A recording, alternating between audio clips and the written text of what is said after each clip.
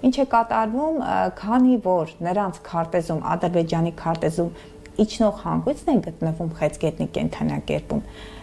բայց շանսերը նրանց քիչ են, ասեմ ձեզ, կփորձեն սադրանքների գնալ, կրկին նոր նարատիվներ կտարածեն, որոնք իրենց բովանդակությամբ կլինի այսպես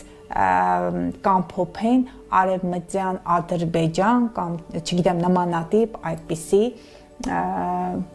հաղորդագրություններ կլինեն։ Ես կարծում եմ, որ ԱՄՆ եւ Ռուսաստան այդ երկու գերտերությունների ղեկավարների քարտեզների դրական դիրքավորումները կկանխեն այդ ապագա սադրանքները Ադրբեջանի։ Այդպես ըստ աստղաբանության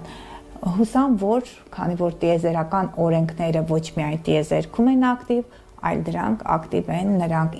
այն ինչ վերևում է, նույնը ներքևում է։ Ամիսներ առաջ ասացիք, որ մարտ-ապրիլ ամիսները վատ դիրքավորումներ են եւ թշնամին կարող է ինչ որ ագրեսիայի դիմել։ Ապրիլ ամիսը մեր արժևում է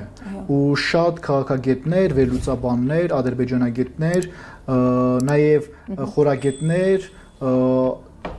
անընդհատ բարձրաձայնում են, որ ապրիլը վտանգավոր է, ապրիլի 24-ը վտանգավոր է, թուրքը ձեռագիրը չի փոխել։ Ըստ ձեր աստղաբանական քարտեզի, ապրիլ ամիսը հատկապես որ օրերն են վտանգավոր, որ օրերին է Ալիևը փորձելու հարձակվել Հայաստանի վրա։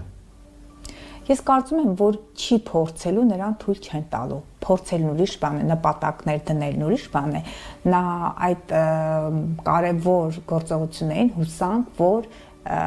հնարավորություն չի ունենա։ Եթե հիշում եք անցած տարի կամ նախորդ տարիներին ես հստակ օրեր եմ նշել, այստեղ մեր հետևորդները ճիշտն ասած նախ ուզում եմ շնորհակալություն հայտնել մեր հետևորդներին այդքան եւ դրական մեկնաբանումներ գրելու եւ հավանումների համար մոտավորապես 1500-ից 2000 հավանում եւ բարձր դիտումների համար դա գրավական է իմ աշխատանքի եւ ճիշտ կանխատեսումների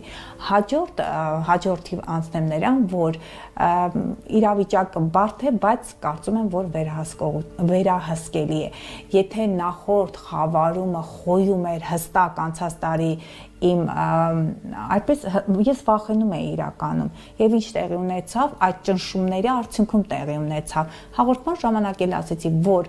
մոլորակային դիրքավորումները բարդ են պատերազմի վտանգ կա բայց տարբեր ճանապարհներ կարող են լինել լուծելու եւ լուծվեց այն ճանապարհով այդ մեր տարածաշրջանում Տավուշի տարածաշրջաններ չէ այնտեղ այդ մի քանի ռազմավարական դիրքեր